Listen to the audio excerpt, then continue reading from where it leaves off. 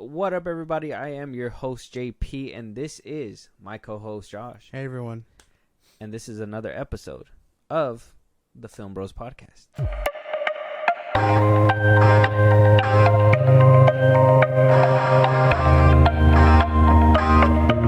You like how dramatic I did that? I did, but does it really matter? You've spaced it out, and I'm going to have to cut that. Fuck. But the dramatic pauses, like if he didn't cut that out, I mean, can you at least leave one dramatic pause? I can leave it, but in my mind, while you were doing it, I was like, he's giving me a lot of airtime between these words. As the editor mindset kicks in and is just all downhill from there. But regardless of that, obviously, you're happy to edit it all out. We're happy to provide this content for you guys. If you guys are new to this podcast, hey, welcome. There's always new episodes for you guys to check out. Mm-hmm. Always come back to listen to. If there's anything you guys want us to talk about, any topics that you guys want us to hit, any movies you guys want us to review, if you guys want to support us in a big way, Josh, let them know before we get full government. No. Sorry, let them know before we jump into these topics. Listen, anywhere you get your podcast, that's Spotify, that's Apple Podcasts, anywhere. All our episodes are up there. Go ahead and check them out. I do know that episode 0 and 10 are very first few episodes aren't there. Those are on YouTube. That's at FilmBros Podcast. So go listen there, subscribe, whatnot, see how far we've come, and then follow our socials for any updates on episodes. Because we post when new ones are out. Engage with us about any news or movies you want us to cover and all that stuff. Yes. And this isn't the Film Bros podcast without us talking about a little bit of DC in every episode. A little bit of DC, a little bit of James Gunn, a little bit of everything. Because you know what? People just love to find shit, and people just love to talk about this shit. Why? Because it is obviously clicks. Like at this point, news. WB and DC is just pure clicks at this point. Yeah. They can title it whatever they want. This nifty little article that I picked up from the Hollywood Reporter basically asked the question, where have all the DC fans gone? Yeah. I don't know, Josh. Where do you think they've all gone? Do you think they jumped to the MCU?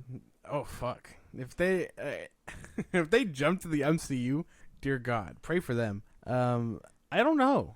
I think it's a lot of being mistreated or whatever by the people that are making the movies. Basically, I guess a lot of fans are tired of not being heard and all that. Like I know a lot of movies people are gonna be very fans of. Like I'm sure there's 5 fans of the Wonder Twins, and we're really looking forward to that movie or whatever. Yeah. But like we don't want a Wonder Twins movie. We don't want things. Whenever like that. That shit was like, and they were wanting the cast of Riverdale to do it too. Like a couple it was of them. people. It was them, What and the then fuck? Batgirl was coming out. That Nightwing movie was just recently confirmed canceled, even though it was canceled like 5 years ago, whatever the fuck, before it even developed. Yeah. Like a lot of these movies that we do want. Constantine 2. Yeah, where the fuck is that? Actually, It's not gonna happen. That shit's not gonna happen anymore. There's a strike. We gotta give it time. We gotta give it time. No, that's not gonna happen. Manifest. I Oh, want okay. that. Yeah, okay. I want that. Manifestation. Yeah, we call it. But it's a lot of just that. Like I don't know who's sticking around, who's watching these movies or whatnot, but it's not enough, obviously. And it could be because fans checked out. People say that the Snyder fans can apparently control the box office. And I'm like, well, if that's your majority audience, you should be appealing to them. Because general audiences are going to see things like Blue Beetle. But what will help you bring in the real dough is if you appeal to those fans, I think. Or fans in general, get the consensus. Well, yeah. The thing is that having a unified audience, too, that's obviously the big thing, right? Like, yeah. If you want people to come watch your movies, and the Hollywood Reporter puts it in a nice way as well, where you go to watch a DC movie now and you don't even know if the person next to you is interested in this movie like you are. Yeah.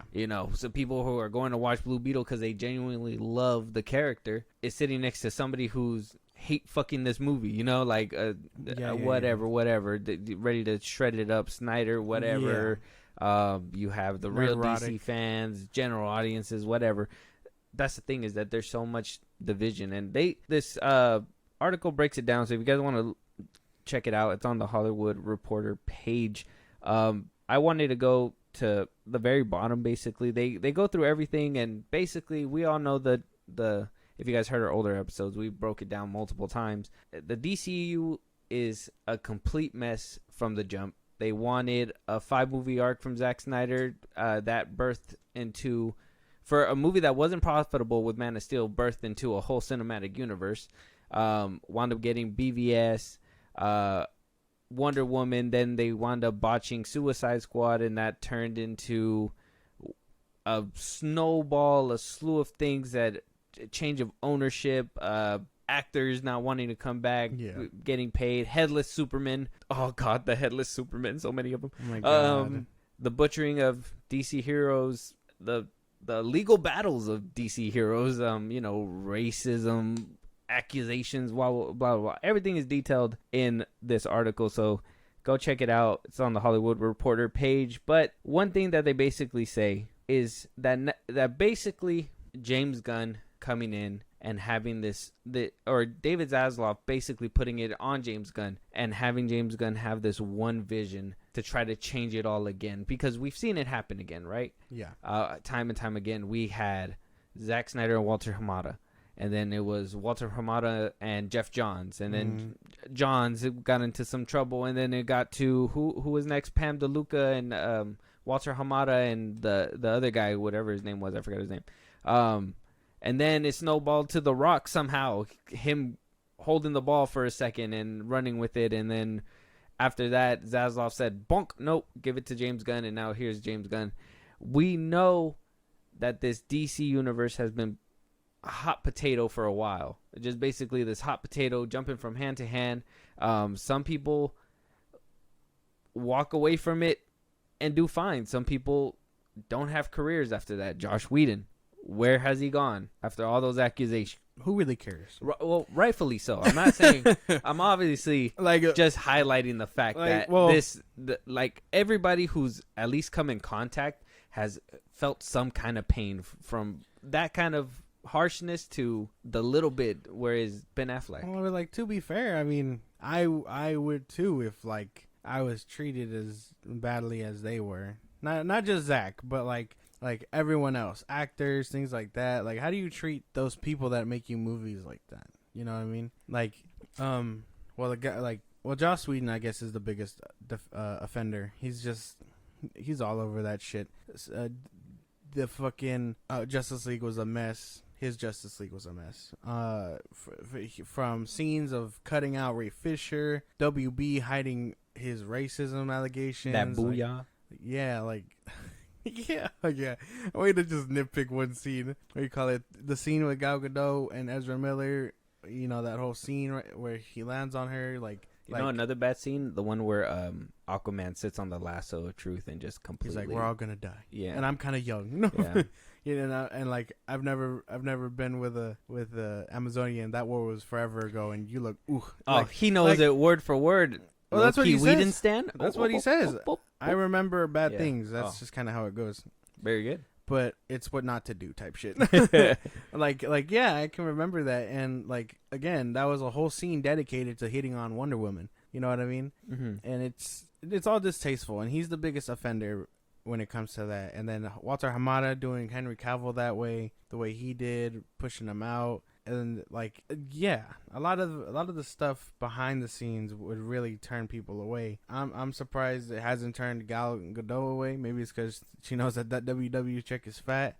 Well, we don't know what's going on with Ezra Miller, but basically the whole crew is coming out besides James Gunn's friends. Yeah, I mean, what are they really gonna say? They weren't a part of that mess. No, that's what I mean. They're being taken care. They're being taken care of by James Gunn. Yeah, that wasn't a stab. That was just knowledge. Common knowledge. Joaquin Phoenix, I guess he's doing fine. Well, I mean, that's completely separate from whatever. Yeah, it was DC. On. Yeah, but that's how they're basically gonna move forward with their own universe kind of stuff, is that they're gonna also have those Elseworlds. So I mean, in a way it kind of fit, but I feel like those movies were kind of in development to the point where they couldn't be stopped. Mm-hmm. And they saw that the first one did very good, and if they can get, copy and paste with basically the same director and the same head lead that made it good in the first place, I'm pretty sure they were like, we're gonna make money off of it, so we'll go ahead and do it. But when does that Joker 2 come out? Next year? I thought it was supposed to drop this year. this year? There's no promotion for it. And then no, I guess next year maybe. Because I could have sworn they wrapped filming up like the end of last year. Am I tripping? Yeah, 2024. It comes out 2024, October 4th, 2024. Damn, that's forever ago, or forever from now. Feels like they finished wrapping like a couple months ago. Yeah, I wouldn't think that movie needs a lot of VFX either. Depends on what they're doing. I don't know. But yeah, so that's supposed to come out 2024. But yeah, DC fans are kind of hiding away right now. Yeah. And like I said, nobody's left unscathed. James Wan, if he would have walked away from the first, like with the first Aquaman movie, he would have been known as making the first $1 billion DC movie. Yep. One of the better DC movies, and would have been fine. But now he's going to walk away hurt as well.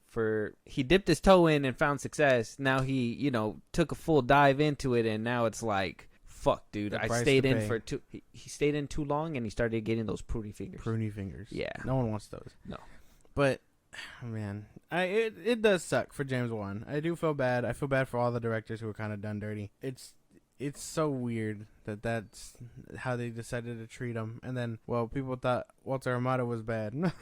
Look who's in the chair now. Oh, okay, all right. That's yet to be seen. But okay. That's yet to be seen. But I mean, for real, going down this list, seeing, I read this thing a couple days ago because it dropped on the 25th, which was like the 10-year anniversary of Ben Affleck getting the Batman cowl. Mm-hmm. And they're right when it comes down to a certain point when they say that just changing the head, but keeping that same direction, jumping at every turn, not committing to a certain vision is a problem. Divisiveness aside, we're already divided, and I feel like the studios did that. You can't even blame the creatives. I mean, people blame Zack Snyder for ruining the DC brand, and I'm like, that's a little too harsh. They wanted a certain vision, they okayed that vision, and when it wasn't working anymore, they completely pivoted so hard your fucking neck snapped, and y'all don't know what to do anymore. That's not the way to go when it comes to like making a universe. They saw how Marvel did it, which is crazy. They saw how Marvel did it, where they took the elements that didn't work from Thor: The Dark World and everything, they trashed that, and then they moved on forward with better things, depending on what you guys think of Ragnarok, Josh, and then whatever everybody else thinks of the other sequels and triple trilogy, whatever. He's giving me a look, and he just this isn't about Ragnarok. I know. I just when I can do a slight drive-by once in a while, that's okay with me. No. Hit you with a straight bullet. No, because now I'm bleeding, and now I feel like I gotta let you know that I'm bleeding. No, just hold the wound. But what do you call it? Yeah, a lot of that stuff is really coming to light, and like, again, for those like, I don't know what for those that don't remember or are barely listening, like, there was a time where Man of Steel, again, Superman Returns, just to paint the picture again, came out 2006? Superman Returns came out 2006. Came out 2006. They people were like, this is too campy. This isn't what we want. Whatever, right? Because by then Batman had been taking a turn. What do you call it? No, I was gonna say Arkham Asylum came out. That didn't come out till like 2008. But like, Batman was painting the picture to be darker, whatever, not just the Adam West adaptation. Thanks to Nolan's Batman. Thank you, Nolan Batman, for setting us on this path. But they kind of were like, hey, people like the darker stuff, so let's give them a bit darker. Again, The Dark Knight comes out, Dark Knight Returns, Man of Steel. What do you call it? That wasn't supposed to be a whole universe, but they were like, hey, this movie may kind of profit. Let's make a whole universe. Zach, you got it covered. Like, let's do it. And then they were like, you did great with Man of Steel, but now we need you to kind of fast track it and get the whole Justice League together, because by then the Avengers have had their second team up film. Mm-hmm. So they go on, whatever. BVS blows it out the water. It is not a flop that people make it out to be. They kill it at the box office. But those 30 minutes made people confused. Blah blah blah blah blah. That's history. And then the heads, Walter Hamada, were just like, this is not a billion. We're seeing what Marvel was doing. We want $1 billion. They were gonna get there, but that's besides the point. They cut him at the legs, is what I'm trying to get at. And here's my thing is that I don't know if you've heard the rumors and everything like that, or multiple sources have came out and said it. They don't come out and outright say what's going on.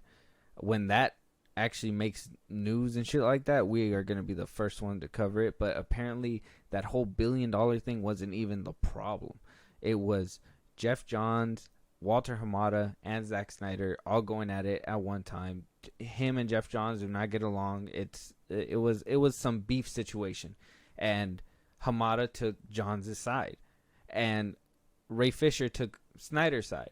And because, in my opinion, Ray Fisher, though I love the dude, and the robotic nuts that he has to come out and just go ahead and do what he needed to do and air that shit out, it's great. But if you notice, it kind of, and I feel like that's why they have such a good friendship. I think Zach kind of told him behind closed doors, like, hey, I'm not gonna deal with that, because they've just refused to air it out right now. I think it's just such a big beef that they were just like, what, it's unprofessional to speak about it or speak on it as of right now, and we're just gonna let it go type thing. I think that's why they gave him that IMAX deal too.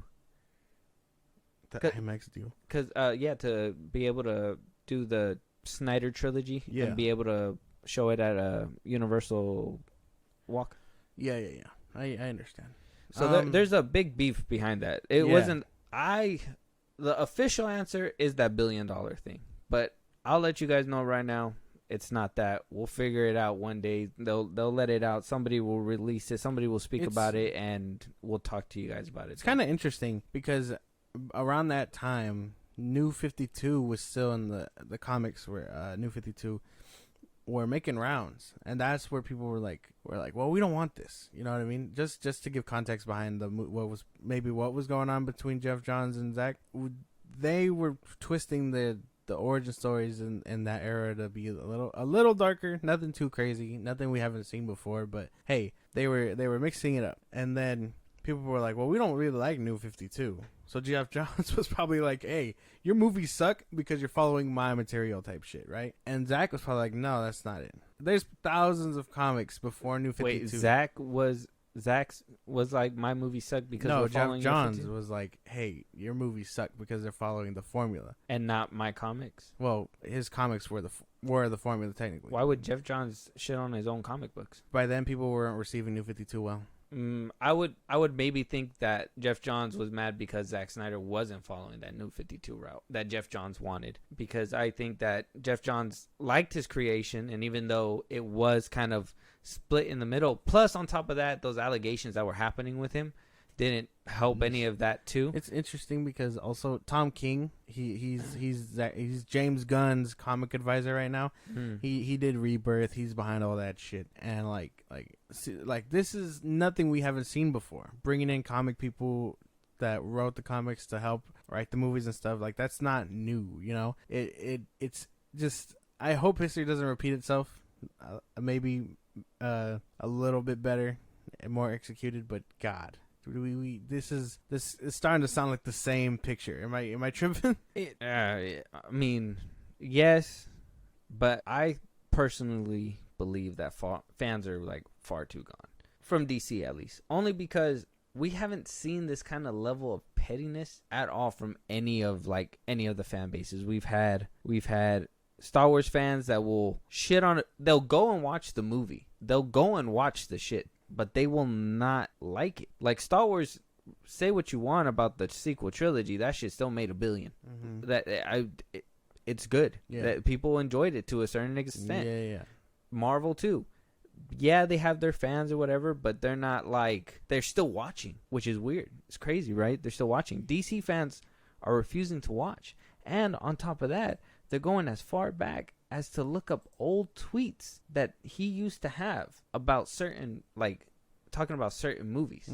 Now, if you guys want to go check out that article one more time, The Hollywood Reporter, go check that out. Thank you, Hollywood Reporter. So, James Gunn is being doxxed, basically. And people are out here scrubbing his history, and one of those histories is a few comments that he made on Facebook regarding certain movies in the Dark Knight trilogy and Keaton's Batman. I don't know if you were hearing about this. No. You haven't heard about any Well, I've heard I didn't read these things. I heard, and then people were like, "Oh, it's fake," and then other people were like, "No, it's real. This is real. It's real. I did my due diligence. It's real. I looked it up. I've checked multiple places. It's there. It's still there. Yeah. And a few other very questionable Facebook posts. Eesh. I'm gonna wait until other people find it. Then we'll talk about those. I don't want to be the one to bring it up. So we'll go ahead and we'll talk about what's at hand right now. They're pretty bad. Anyways, moving on. James Gunn decided to give his opinion not only on Keatons but the Dark Knight portrayal. Some context, they were going back and forth. This was around the time I believe the Dark Knight Rises released, or it was like a few years after the Dark Knight Rises released, and that's when he decided to shoot shots freely.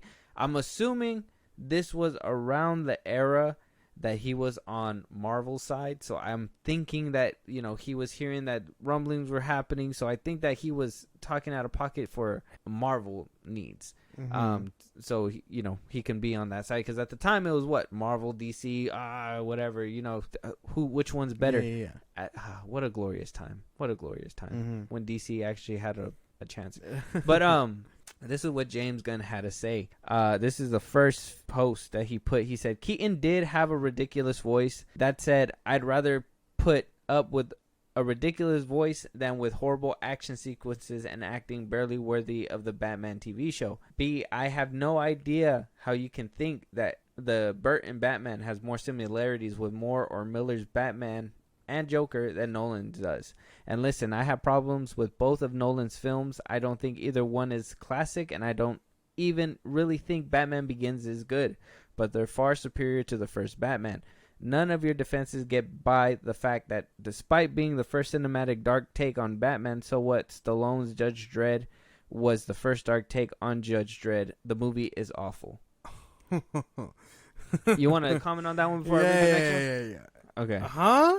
How the fuck, bro? There is no way. Those the action sequences in the Batman Begins have been outdated. Like I will say that movie's been dated, but the writing in that movie is still solid. I think that bitch still holds up. Ra's al Ghul, what do you call it? Batman. Like I believe that the story itself and the writing of each character holds up well. People quote it to all the fucking time. Why do we fall? So we can get back up. That shit is. That's the first time I've ever heard you quote it, but okay, keep going. Hey, shut up. No, I gotta have the script right here, man. What we call it? Yeah, like I believe that movie has aged action wise and whatnot poorly, but that movie still holds the tail. It's a classic. Yeah, it's a there's classic. No way you can't say it's not a classic. There's no way you say that. And shit, I don't like Keaton's Batman, so I will choose Batman Begins over that motherfucker any day. Keep going. You're not gonna talk about Keaton's performance? What? You're not gonna talk about the first part where Keaton's voice. I mean, Keaton's voice is ass. I'm not gonna. Oh, so he's valid. Well, yeah, but rare James W. Well, I mean, I don't know. That movie has aged poorly. I'm not a fan of Keaton. Like, The Flash has made that very apparent. Even when we watched '89 and Batman Returns, I will say he did better in Returns, but not good. Not Christian Bale level good. Like, I think in that one he did a little better, but yeah, to say that he's better, whatever. Same with Jack Nicholson, he did a great Joker. I'm not taking that away, but Heath Ledger was better. He's still not better than Heath Ledger. No. Yeah. All right. Makes sense. Okay. I just wanted to make sure, and like I said, we got to give where credit's due, and then we got to take away where it needs to be taken away. And Batman Begins is a major L for James Gunn on multiple reasons. It's a great movie, and to what I believe started the greatest trend, and that was showing some realism within our superhero movies, where we were getting a bunch of jump flips and crazy shit. He put us back on the ground and said, "Look, this is what Batman would look like in life." Yeah, they even went down to the detail of like showing you what a smoke bomb is made from, type shit. Yeah, like come on, that's as cool as it gets. Solid. The next Facebook post he said, "Oh yeah, and Jack Nicholson as the Joker is Jack Nicholson in The Shining with shitty clown makeup. Fuck you, everyone involved with that travesty." He was talking about Burton's movie. Oh my God. Again, he did a great Joker for that movie. One of the reasons why I can go back and rewatch it is because of him. Jack Nicholson deserves to have more respect than what that gave him. I mean, I think he has a point. I wouldn't say the shitty clown makeup. I would say he did have a performance that was kind of similar to The Shining. I think that's where he kind of drew his inspiration for Crazy. But that's just me too. But I don't think the shitty clown makeup. I don't think that one's valid. But I think maybe the Shining thing. No, yeah, I don't think so. I think he did really good as a Joker, and that kind of downplays him, even by my standards, because I think every actor that's done the Joker has done him justice. You know, there's thousands of comics out there. One of them has hit the nail at one point. Yeah. And then on his last post, he says, "The Tim Burton Batman is poorly written. The soundtrack is even worse work for everyone involved. And it is absolutely one of the most boring films ever. Not only that, but the reveal of the Joker as the killer of Bruce Wayne's parents spits in the face of Batman's origin and is a nullification of the bottomless thirst for vengeance that necessarily drives Batman. It pretends not to be campy, but is completely so. And on top of everything, the dark creature of the night can't even move his fucking neck. Give me a fucking break. It's ridiculous, awful film. Burton's Planet of the Apes is genius in comparison."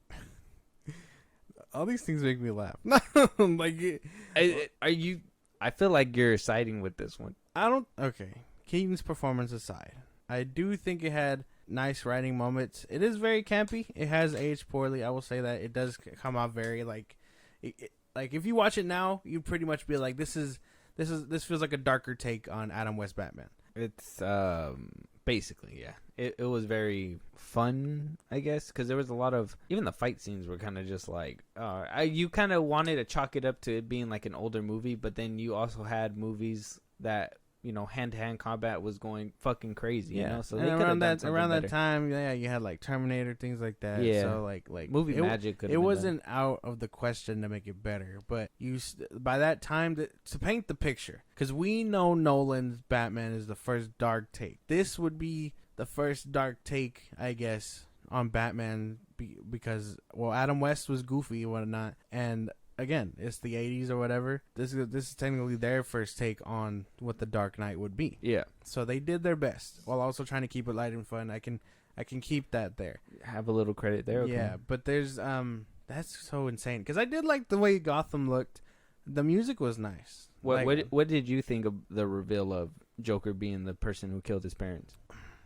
In most contexts, knowing what I know now, it's not. It does seem in hindsight it's terrible, but it's an interesting little twist to give. You know what I mean? Like it doesn't, like Joe Chill being the real murderer obviously does drive Batman. Whatever. There's been countless times where he's met him and he decides to be like, no, I can't kill you, because then I do what I gotta do and that ruins it, whatnot. Mm-hmm. But this one was setting up the Joker to be like his actual rival and whatnot, that they are the same no matter what. And I feel it is very kind of poetic to be like, hey, not only did you make me, but you didn't even know it, but I made you. You know what I mean? So like I can see the lines they were trying to draw, but overall it is kind of So yeah. I guess it's not too bad. I mean, if it was a one and done movie, it would have made sense. Yeah. But I think them continuing it kind of made it bad. Yeah. But that has to be chalked up to sequelitis from Hollywood, right? So is this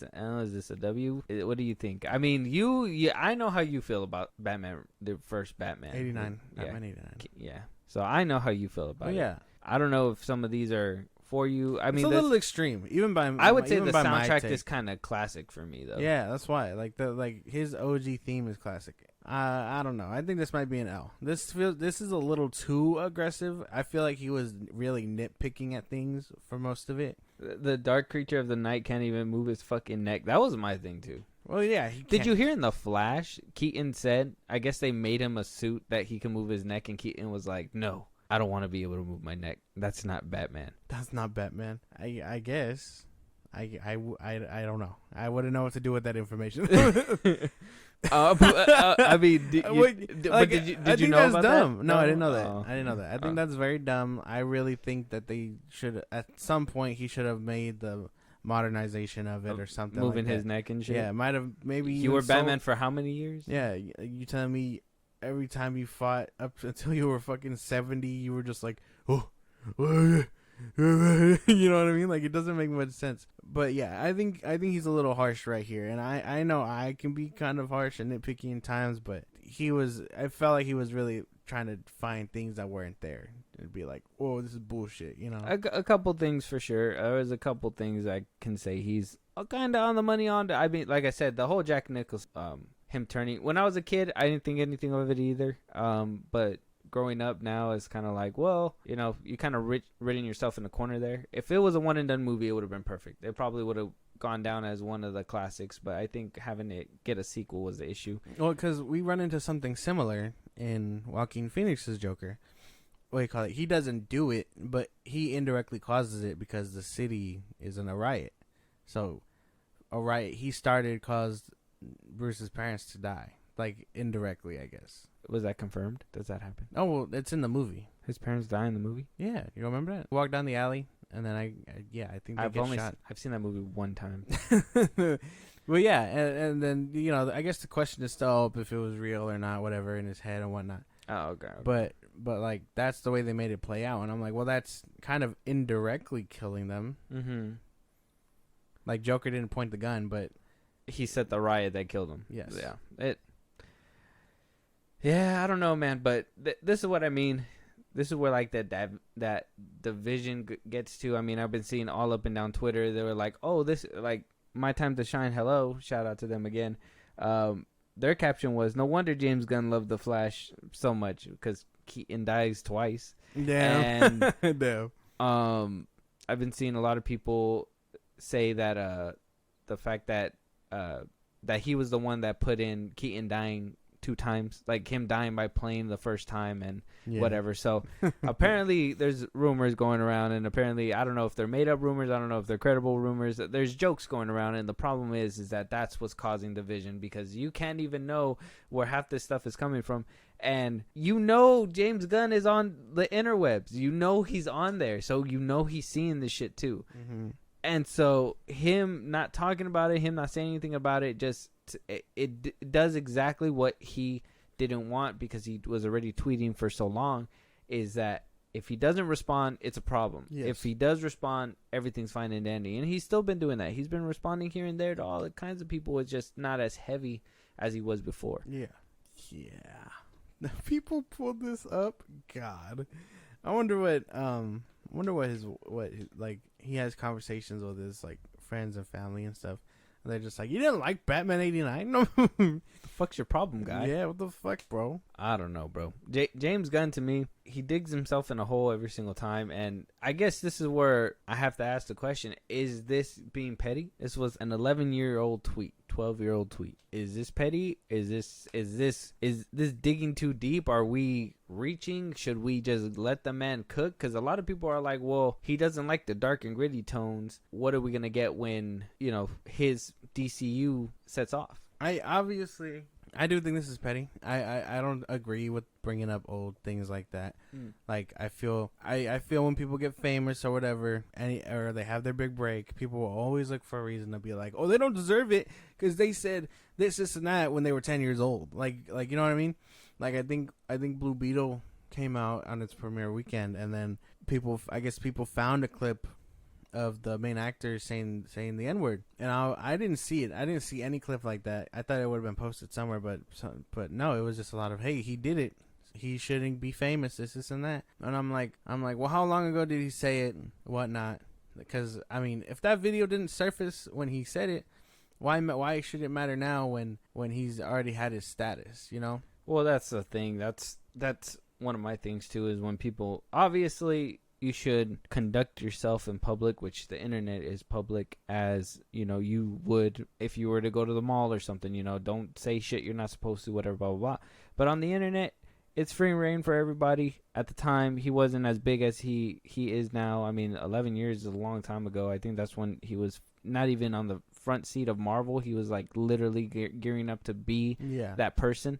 And I mean, yeah, this happens where people bring up stuff, but it's like at that point you can't really be mad at a tweet that he didn't think was gonna be blown up to this extent. And if this is what he thinks of a movie, I mean, that's fine. I don't have an issue with the way he thinks of a movie, but the thing is that he praises certain movies, and you should love all the movies at least in the roster that you're gonna be, or talking good about them, at least if you're gonna be in the front seat one day. You know, I that's the thing, is that I wouldn't have bit the hand that fed me before.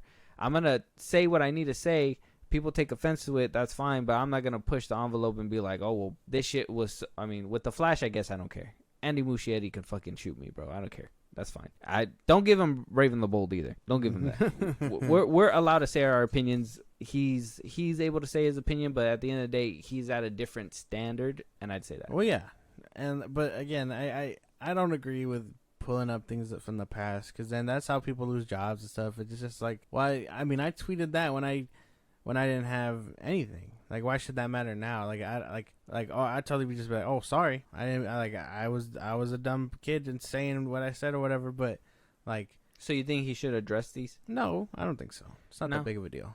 You don't think so? I'm sure he will at some point, because people are coming out defending him like, oh, they don't think Batman Begins is good. Like, he's not gonna give us a dark and gritty Batman. Like, oh yeah, I'm sure his fans are really like dick right in this, and it's just like, yeah, he's right. Like, thank God he said it, because now I can say it type of shit. And then jumping on the hype train. I don't believe that shit one bit. There's no way. Very good. And it's crazy. I'm not done. Okay, all right. The Nolan Trilogy has gotten a lot of shit over, Bane isn't Mexican. Ra's al Ghul is white. This and that. Talia al Ghul is white. At the time, ain't no one care about that. I will say that forever. Ain't no one care about comic accurate shit up until recently. Like, people just wanted a good Batman movie, and that's what we got 3 times over, depending on how you feel about the last one. It was still a great Batman movie. I don't give a fuck. Like, yeah, and it ended perfectly, and whatever. And in the way that Nolan wanted it to end. Exactly. Not studio interfered. What do you call it? It's just, people want to come out and say all that now because it makes them different or whatever the fuck else. And I don't believe that shit. I don't believe for one bit that Bane not being Mexican in there changes the movie at all. Would I have loved to see? The fuck you guys want him in a sombrero eating burritos? Would I have loved to see him with the Venom and stuff? Yeah, because that's always nice. But I'm not taking away from Tom Hardy's performance as Bane. Like, that shit was sick. Yeah, I like Roid Rage. That's more real. That's more grounded. Yeah. We want him eating chalk. Yeah, bro. Like, come on, man. He should have, he was like, I'm gonna protect this girl. And then, when he just, was juiced up to the max, he broke Batman's back, juiced up. Damn, bro. Like, he's a maniac. People are all of a sudden switching up, changing tunes and whatnot, and I just think it's to be different. That's my hot take of the day. I dare anybody to tell me that their jaw did not drop when he fucking smacked Bale's helmet and ripped that shit right off his head. Nobody's gonna tell me their jaw did not drop. Exactly. Cillian Murphy, as Crane, still holds up perfectly. He still does a very good job. And the fact that he came back for all 3 of the movies in a sequel or a cameo capacity, nice touch. Exactly. And we should get more things like that. Like how you said, there should always be like a simple bad guy in the beginning, always being caught or whatever. Like Spider-Man should be constantly fighting Shock or whatever the fuck else. Mm-hmm. Like someone small, and that was who Batman was after the whole time. Yeah. Imagine that shit. You're just like, damn, again? Yeah, exactly. Like that's fun for the viewers because they can be like, what the fuck? Like, it could honestly be used as like a little gag in the beginning, just so it can be, get the audience warmed up, and then you can hit them with some nice, feed them the manja. Exactly. Feed them the shit. I don't know. Those movies have not aged poorly. I think James Gunn is really smoking on those. But what else is new? Yeah, well, your new head of DC. Does this give you a little bit more faith, or does this give you less faith, or does it not move you a little bit? No. This does not. This is negative points in the opposite direction. Because holy fuck, there's no way you decide to be like, hey, I'm gonna make DC movies and then shit on the DC movies that came before. There is no way. you got to be respectful, and you got to do what you got to do with your story, and either pay homage or pay respects. Like, hey, this was great. It's not what I'm doing. I'm moving forward, or whatever. Like, there's no way. You know what would make a lot of things go away? I'm pretty sure if he came out and was like, I enjoyed Man of Steel and BVS and all that, I'm pretty sure a lot of people would come out and be all right with him. Maybe. If he was genuine about it too. I think it would have to be like just a random tweet that says that at this point would kind of sound thirsty. I think it would have to be at a good moment, and he would have to prove it. Or something. Yeah, it would have to be like worth it. But I don't know. To me, it doesn't move me any. Like I said, I personally don't like to see people get doxxed. I think pulling up their history from 11 years ago is bad. Makes for good conversation. I think this is hilarious. But we hope you guys do too. Yeah. But I think at the end of the day, he has a right to his opinion. If he didn't like those movies, I mean, not everybody got to love those movies. But my only thing is that I'm hoping that he understands that there is a large majority, of people that enjoy these movies, that enjoy that direction, and you're not gonna completely just smother every single property with, comedy or dumb jokes or shit like that, But that's what I mean. Like, you don't get to do these things and then talk shit about the people that came before or whatever, the movies that came before. Because at some point, someone's going to do that shit to him. when it's all said and done, whether his DCU flops or succeeds or whatever, someone's going to be like, hey, I really fucking hated Brave and the Bold. Yeah. Or I really fucking hated Superman Legacy. Mm-hmm. It didn't do anything right. You know which one I do love? Yada, yada, yada, yada. But he's going to be like, oh, Superman Legacy was campy, whatever.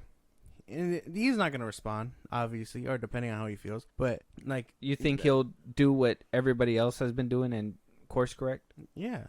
Like, it's just... But, like, in a way that Marvel did it, or in a way that the old regime did it? Do you think that we're getting a copy at full circle moment? Do you think that we're going to get a copy and paste of what the Hollywood Reporter was saying? Like, same shit, different company. I'm hoping his dumbass, working at Marvel and stuff, gave him that tip to, like, working with Feige and all them, like, gave him the tip to be like, no matter what happens, we got to move forward, unless it's a real stinker, you know what I'm saying? Mm. But like move forward and whatnot. If they decide to like full stop and then flip a bitch and course correct, it'll be a problem. Flip a bitch and course correct. I hope not. I mean, like I said, let's start off on the right foot. Let's make sure that it's grounded, it's nice, and it does what make us feel like there's a universe out there that the Justice League can live in, and not just this goofy ass Peacemaker world where Batman smells shit or has a foot fetish or whatever the fuck. Yeah.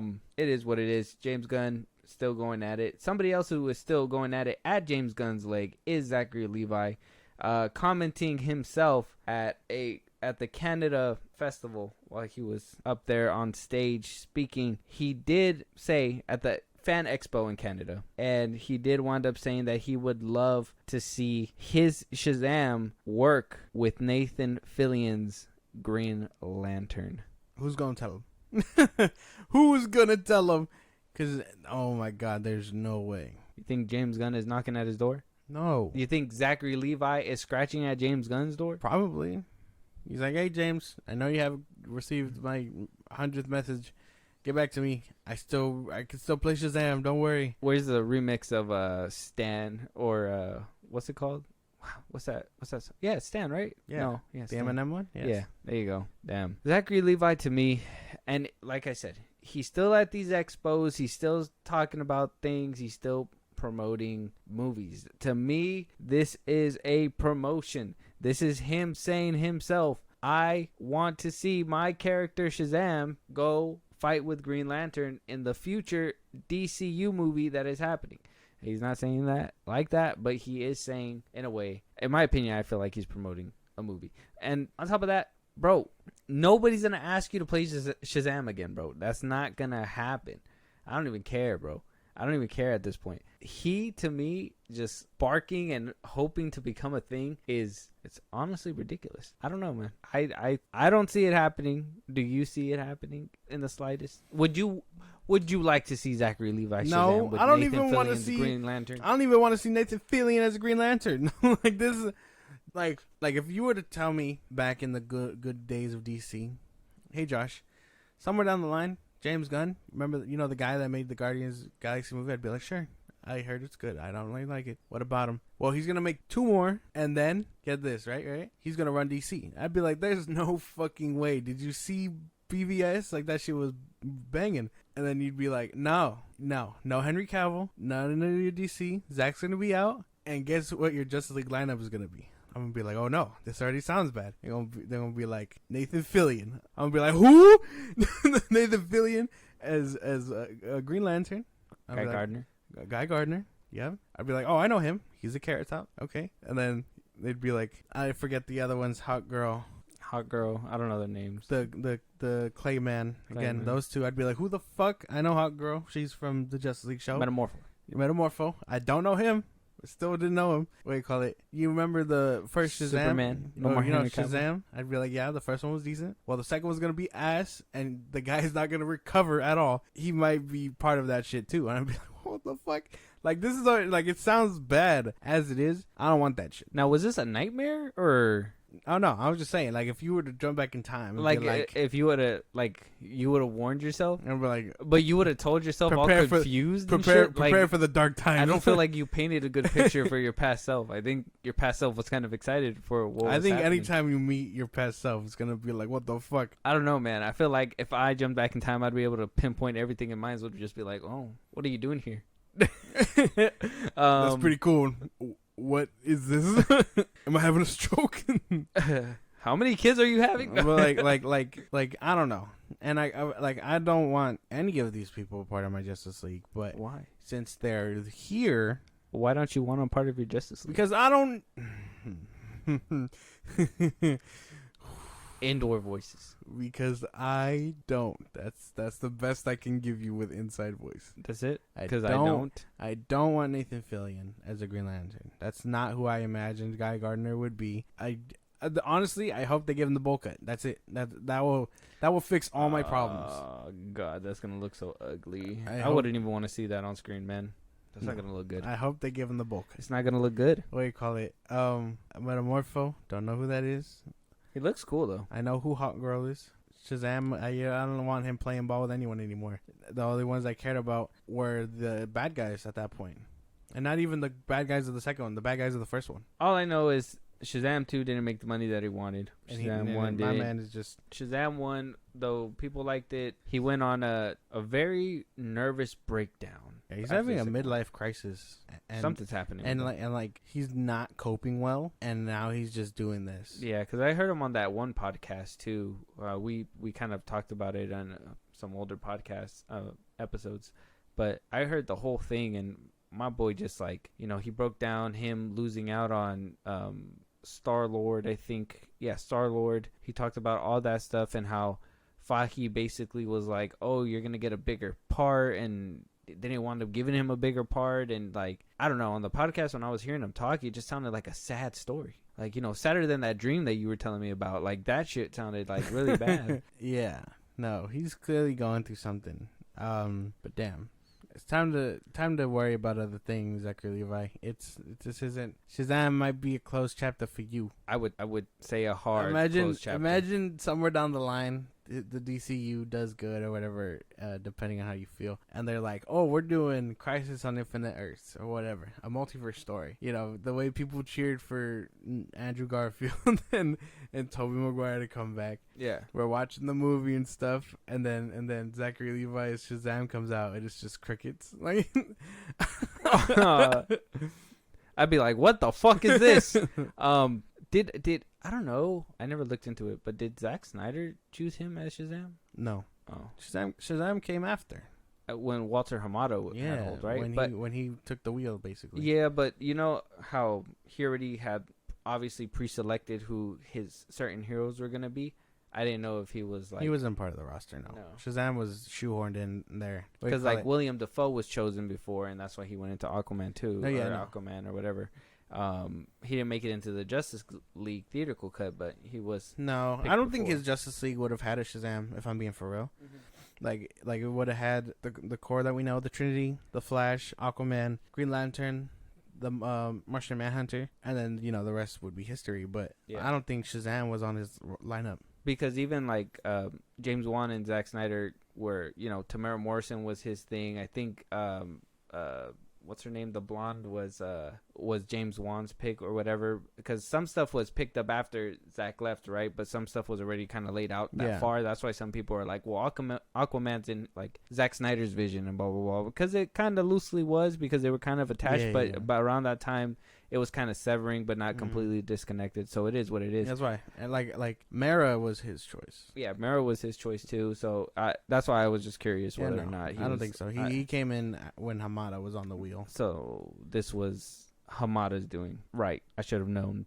I should have known. This has his dirty fingerprints all over that bitch. Moving on. WL. I don't know why this is making a lot of news too, because to be honest, I don't know. People are just, I thought it was a no-brainer, but there's a rumor going around coming from My Time to Shine Hello, basically saying that writers Jeff Loveness and Michael Waldron are not attached to Avengers Secret Wars nor Avengers Kang Dynasty anymore.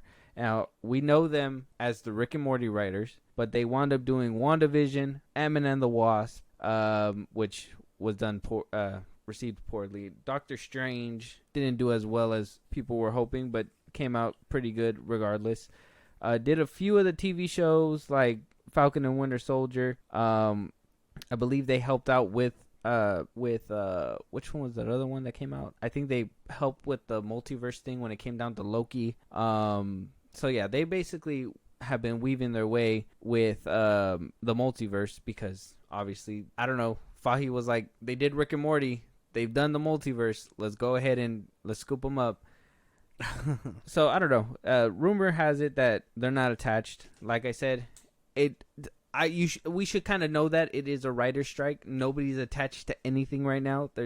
This is what I mean, where I'm like, well, right now scoopers can make shit up, because to me this is clickbait. Like, this is easy stuff, and people are just commenting on it, LW, whatever, blah blah blah. You know how it's supposed to go through the viral scene. But I don't know, do you think this is an L or a W? And do you think this is because of the strike, or actually because Disney is saying no? I think it's a W. The way Ant-Man and the Wasp was, I don't want it. I don't want any more of that. I need Kang taken seriously. I can't. Legal trouble still pending. Yeah. Damn it. No, but yeah. And then I guess I'm indifferent. Like, I don't care. I don't care if they're attached or not. Preference wise, I'm good that they aren't. And yeah, I would imagine it's because of the strike. No one's attached to anything because of the strike. There is a strike going on. Rumor has it too that Ryan Coogler might be attached to help write Secret Wars, and that Daniel Cretton will still do Legends of the Ten Rings whenever the writer's strike is over. Like I said, rumors can be made up all the time, especially in this time where nothing can be concrete, and then, easily any of these scoopers can completely just be like, well, plans change during the writer's strike, you know what I mean? Like, they went a different route than what was previously reported and blah, blah, blah. So we'll just keep track of all these rumors, and we'll see which ones wind up panning out. But I think it's a W as well. We've seen the kind of writing that came out of it, or at least the dialogue that came out of it, because I don't believe anybody actually sees the script. And I don't think, and if you notice, like, when people do, like, the readings I don't know if you've seen like those posts where like they do the script side by side with the actual screenplay that's actually playing the movie. Like, some of the words are like improvised. Like, we heard Jonathan Majors Kang was mostly improvised within Quantumanium. So, and that's why he became kind of like a breakout, because he was like doing his own thing basically. So this might be a W. Hopefully we get some good writers. I wasn't a fan of Black Panther 2, so Ryan Coogler being a part of it sounds cool, but I'm not gonna hold my breath on it either. I'm hoping that it's better than, at least I'm hoping that what happened with Black Panther 2 was obviously a product of what happened with Chadwick Boseman. So I don't know. Shame on you. I know. I feel bad because it's a good, for what it was. The certain scenes that paid tribute to it was fine, but the rest of the movie was kind of bunk. Bunk. Yeah. No. I don't believe that. I think Ryan Coogler as a writer could work. Yeah. I don't know about that. Let him write Kang. I'm sure he could do a good Kang. Maybe. Probably. Well, I mean, if he wrote for Killmonger, then yeah. Did he? Oh, he probably did, huh? He was I think part of that process. I think he had like writing credits too. I don't know. We'll have to wait and see about that one. That one's gonna be interesting. Moving on, Dave Filoni too coming out and putting people's minds at ease. Now we did talk about the first couple Ahsoka episodes, so if you guys haven't seen those or listened to that yet, go check it out. Came out on Saturday. With that, Dave Filoni is putting our minds at ease. Maybe I didn't have a kind of doubt in my mind. Now we know Ahsoka kind of looks a lot better than what Obi-Wan came out to be. Yeah. Cinema-wise, right? Cinematography-wise. Yes. One thing that they used heavily after the Mandalorian success was the volume. The volume was the sound stage where a bunch of little neon pixels from, I believe it's it's a big ass wall. It's a fucking huge ass sound stage. It covers the whole back wall of them. What, the volume? Yeah, the volume. Are you not listening to what I'm saying? Well, yeah, but like you're describing it weird to me, and I'm like, wait, is he talking about the volume? I'm talking about the volume. Yeah. How big is it? Do you know the range? I don't know. Yeah. Well, it's a big ass sound stage. It covers the whole. Yeah. It covers the whole back and it covers the roof. And they basically did the Batman with that, as well as shot on location with certain scenes. And Dave Filoni is putting everybody's minds at ease because they were like, well, Obi-Wan looked kind of bad and Ahsoka looks kind of good. But then, you have shows like, or certain scenes like in Mando season 3 where it kind of gets a little chalky there too. Yeah. Book of Boba Fett kind of gets a little dodgy as well. He basically talks to Cinema Blend and says, I'm fortunate to have been on the ground floor of the volume and having experienced it with my team.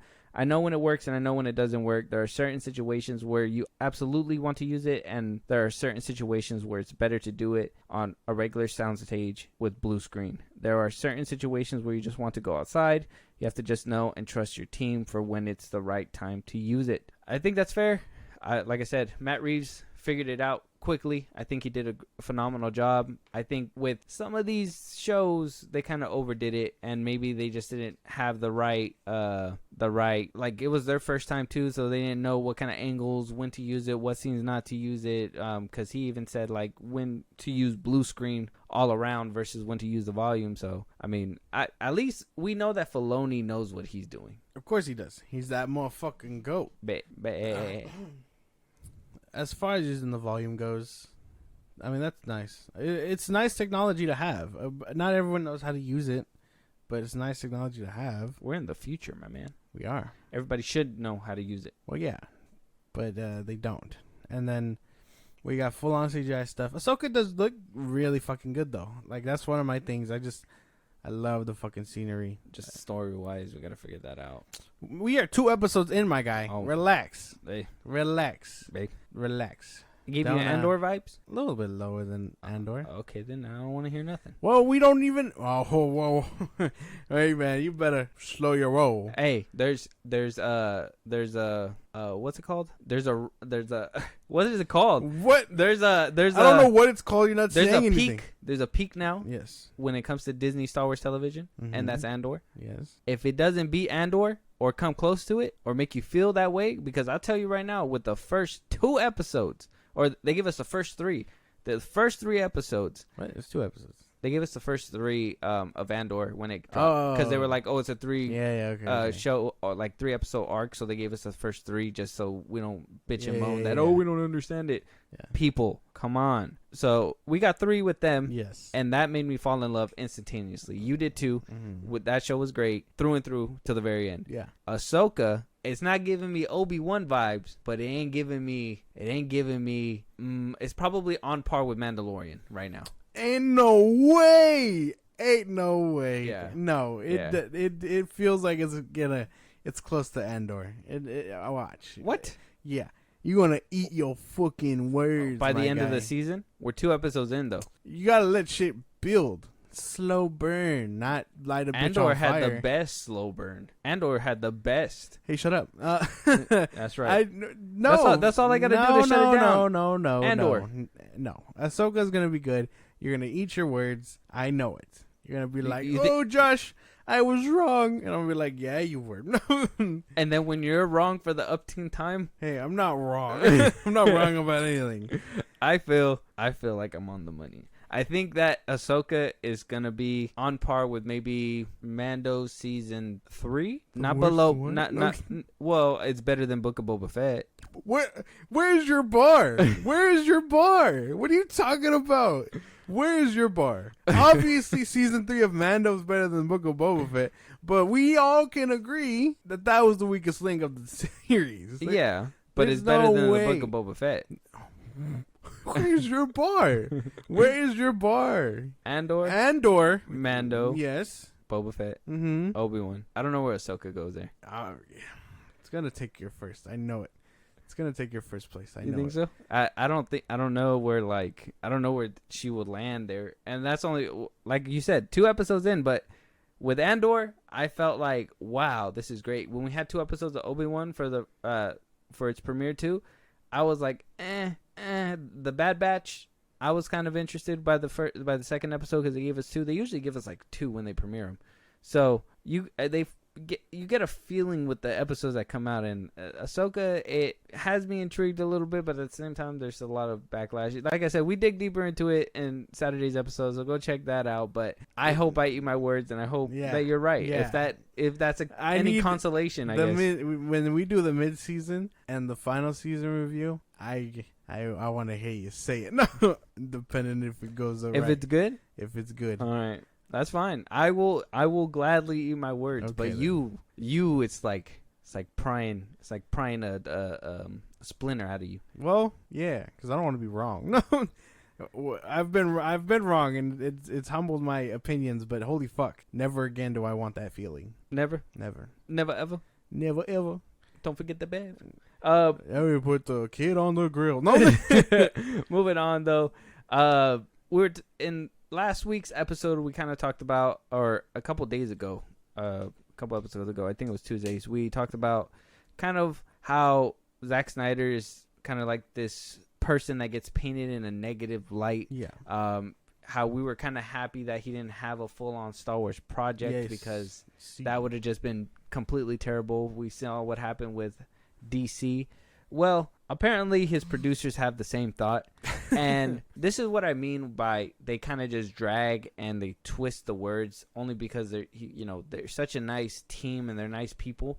This is Variety's header, and it says Rebel Moon team was glad Zack Snyder film got booted from the Star Wars universe. Star Wars is the quote that they pulled. Now, I read the full quote, and this is coming from his producers of Rebel Moon and his wife, Deborah Snyder, and his longtime producing friend, Eric Newman. Basically saying that when Rebel Moon was pitched, it was pitched by like a 7 samurai kind of movie. The way he pitched it to, at one time, Star Wars, according to Deborah Snyder, was, and this is what she says, is, once it was a Star Wars film, I never wanted it to be. I remember I said to Zach, I just feel like your hands are going to be tied so much in that IP, is even though it kind of lived outside of it. So I was kind of happy when that fell apart because I always felt like it was better. We learned so much with all our years working with the superheroes and creating those worlds, and to do something now that's wholly original. We say it's a science fantasy more than science fiction, and to take all those skills that Zach has been honing and to do something in this space just seemed really exciting. Newman also said, I remember Zach calling me at some point, and this has got to be 15 years ago, saying I'm thinking of doing 7 Jedi in the Star Wars universe, and I was like, oh, that's a cool idea. Then a few years later, he calls me and goes, I think it could be a television show. And I'm like, yes, let's do this. Fuck Star Wars. Let's do this as a TV show. And that's how Rebel Moon came to be born. Wound up getting picked up by Netflix. He thought it was going to be a TV show at the time. Yeah. And then wound up being a full-on movie. And I'm assuming that had to have happened because of what happened with Zack Snyder's Justice League. Interesting backstory right there, but fuck Star Wars, really? I got beef with this guy already. I don't even know his name. Well, if you notice, everybody doesn't know about my existence, and I hate him. Eric Newman? Yeah. Why? Fuck Star Wars. Why? Because you don't say that about... You don't say that. You don't say that. But at the same time, in the context that he was using it was, they wanted to make something for Star Wars, but they kind of passed on it because it was going to be what I'm assuming, it was going to be too mature for what Star Wars is looking for, and so they wound up getting their own, and that's fine. Like I said, I wouldn't have wanted him within the IP either. I feel like people would have torn him to shreds, and I don't think he needs that a second time in his lifetime. After we seen, and Deborah even said it herself, after we seen what happened with the DC universe, we don't need that shit again. So I get it. You shouldn't have said that, because I am a Star Wars fan, as you can tell. But it's okay. It's okay. I'm letting it go for the sake of Rebel Moon. I'm not. You're not gonna watch Rebel Moon? Well, I'm gonna obviously watch Rebel Moon. Nope. That's the conflict I have though with both of them, because I really love Star Wars and I want to love Rebel Moon, and like everyone is just like, but he can't do Star Wars or whatever, and I'm like, that's not it. That's not the argument you should use. It's not Star Wars, and other people will be like, oh, no, he's gonna do better than Star Wars. I'm gonna be like, that is a bar. There's like I don't know. I don't know if it's gonna be better than Star Wars. For all we know, this could end up being ass. Yeah. To say you're gonna do better than a franchise that has been around for as long as it has, it spanned books, comics, whatever. Like, this was like one of the first things to make those groundbreaking like connections, not just with canon but legends. Like I can imagine Rebel Moon being the phenomenon it is. Yeah. But bigger than Star Wars? I don't know. I can't fathom. Can Rebel Moon be bigger than Star Wars? Maybe. I mean, the fan base is certainly there.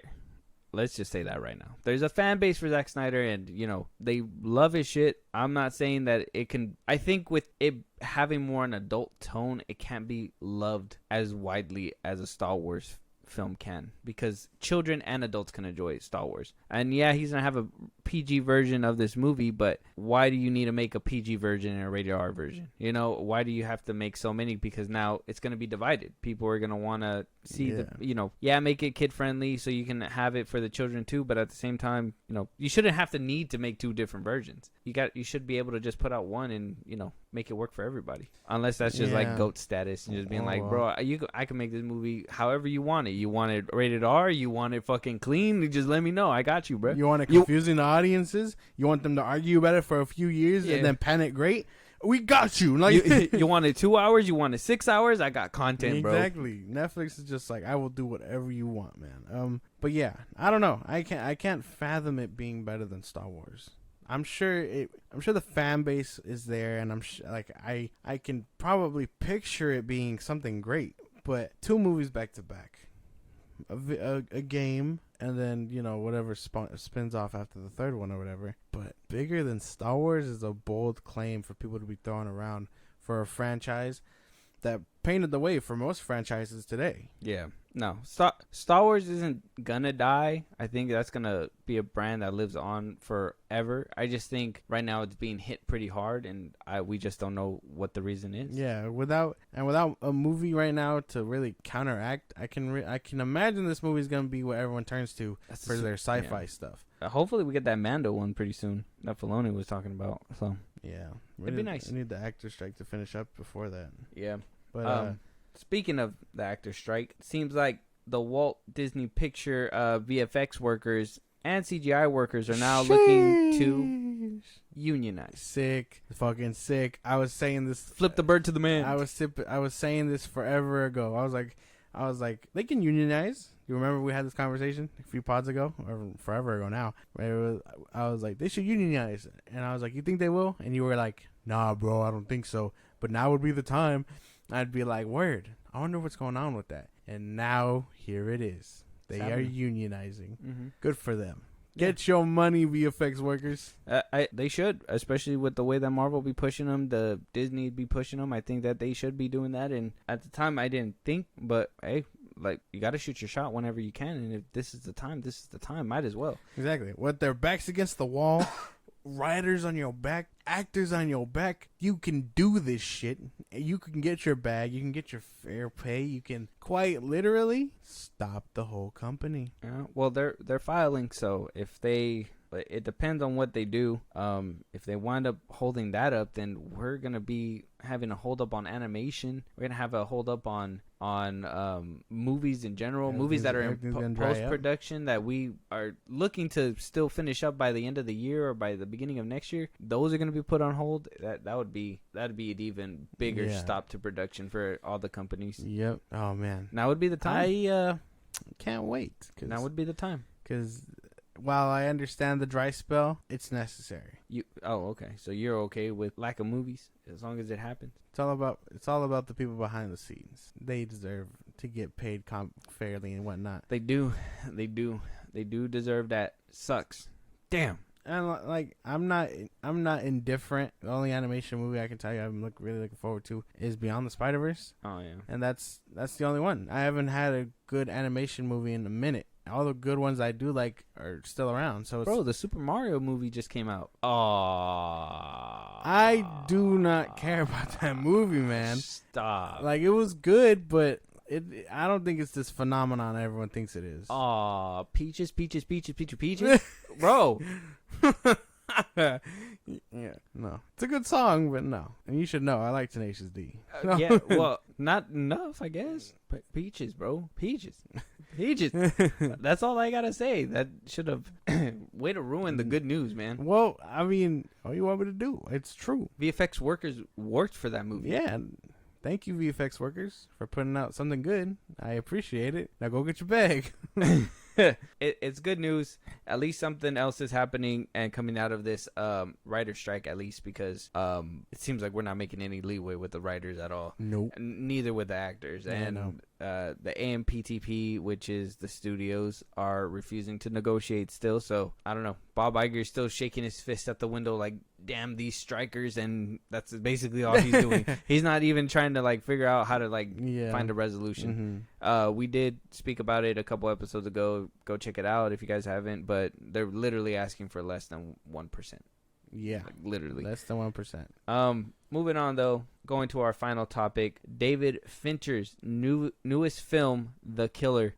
If you guys don't know who David Fincher is, he directed Fight Club, Seven, Gone Girl, Zodiac, The Girl with the Dragon Tattoo, The Social Network, The Curious Case of Benjamin Button, so on and so forth. He's made so many good movies. Netflix picked him up. I don't know what's Netflix's deal, but they picked up so many good directors over the past year. Zack Snyder, David Fincher, Martin Scorsese, and all these cooking people. Like Christopher Nolan. I'm just waiting for Christopher Nolan to get a film over here. There's so many good films that these directors are just giving straight to Netflix, which is insane to me. This one looks good. It has Michael Fassbender in it. I don't know if you've seen the trailer floating around. No? Let's just get started then. Yes. Wait, do you know the rest of his filmography, right? You've seen the rest of those movies I named off? Yes. Social Network, all them? You appreciate his movies? Yes. You down with his movies? I am. Any issues with any of his movies? No. Okay. You seen Fight Club? I have. Seven? Yeah. What's in the box? Yeah. You seen that one? Mm-hmm. Okay. Just making sure. I gotta double check. Those seem a little bit before your time, so I'm just double checking. Yeah, no, but I've seen them. All right. Very good. Love Brad Pitt. Wait, what's going on? Oh, damn, way to blue ball the audience. My guy's mute. All right, we restart it again. One more time.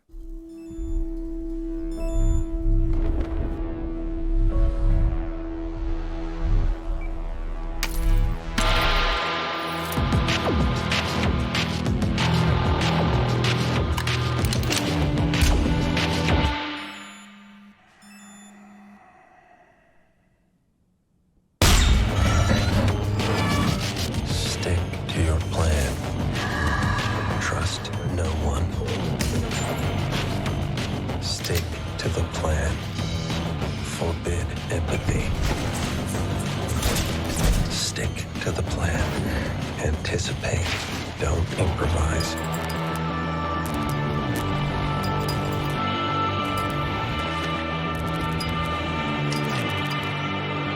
Stick to your plan. Never yield an advantage. Stick to the plan. Fight only the battle you're paid to fight. Ask yourself, what's in it for me? Stick to the plan.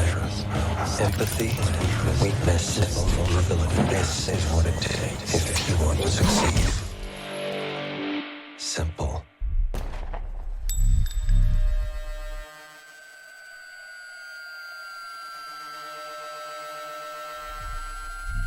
Oh, select theaters October 10th and on Netflix in November. Netflix is dipping their toe into the movie theater scene? I thought they said they weren't doing that. Yeah, I told you they've been.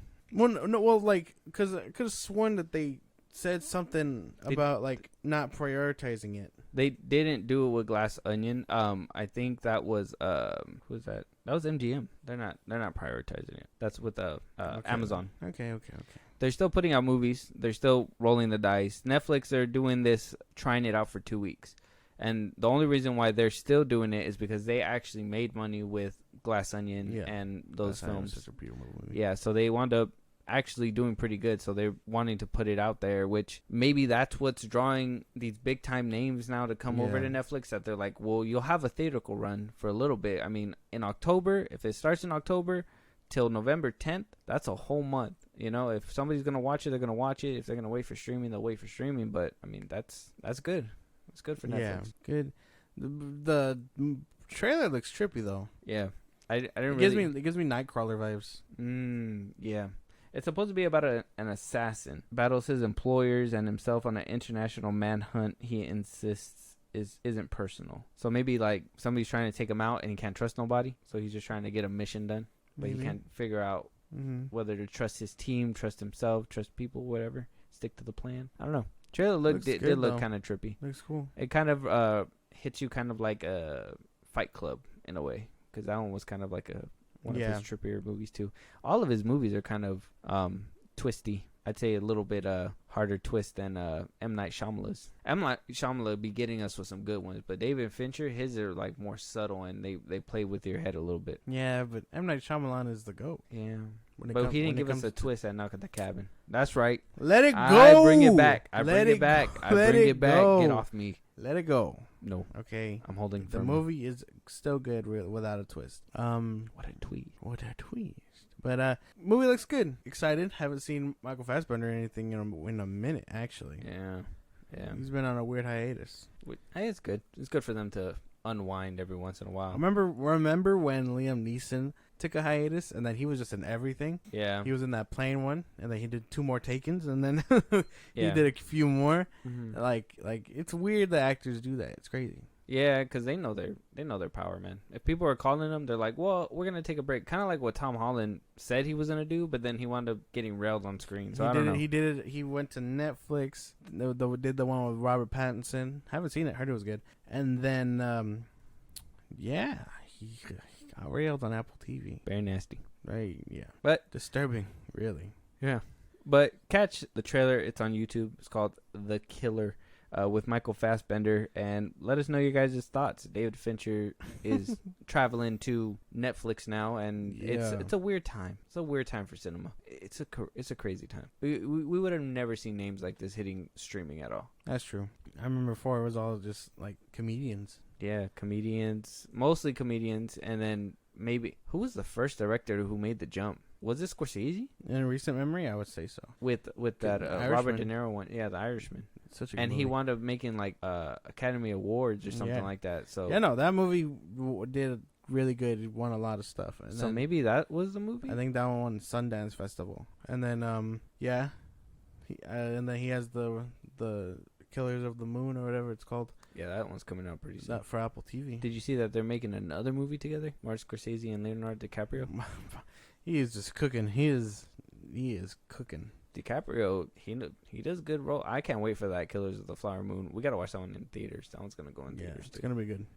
But let us know your thoughts on the Killer trailer. Let us know your thoughts on all these topics. What you guys think? Are you guys excited for James Gunn's new DCU with the comments that he made as well? If there's any topics that you guys want us to talk about, any movies that you guys want us to review, you guys want us to support us in a big way, you guys want to listen to older episodes right now, Josh, let them know where they can do all that. Twitter, TikTok, Instagram at FilmBros Podcast. We post when new episodes are up. You can hit us up there for any news or movies you want us to cover. Listen to us anywhere you get your podcast. Spotify, Apple Podcasts, YouTube Music, things of that nature. We're on a bunch of sites. Go check us out anywhere you get your podcast. Subscribe to our Buzzsprout. That's kind of like a Patreon page, if you will. Subscribers get special perks, things like that. Shout outs on episodes, so we recognize you for helping us out. And when it's all said and done, subscribe to our YouTube at FilmBros Podcast. Yes. And as always, new episodes, old to us, new to you, because you're listening to them. Yes. New, freshly. And we'll talk to you guys on the next one. Talk to you guys later.